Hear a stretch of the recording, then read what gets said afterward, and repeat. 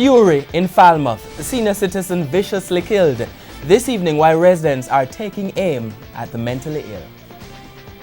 Good evening and thanks for joining us for Primetime News. A special welcome to viewers on onespotmedia.com.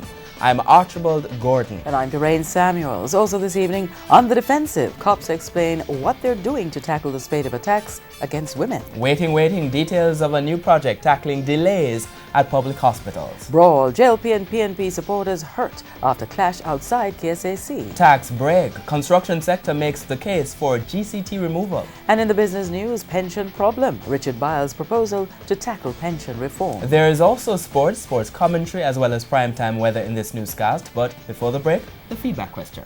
What do you think about the recent spate of attacks against women? Share comments online, facebook.com/television Jamaica and tweet @televisionjam. Stay with us. Primetime News returns after this break.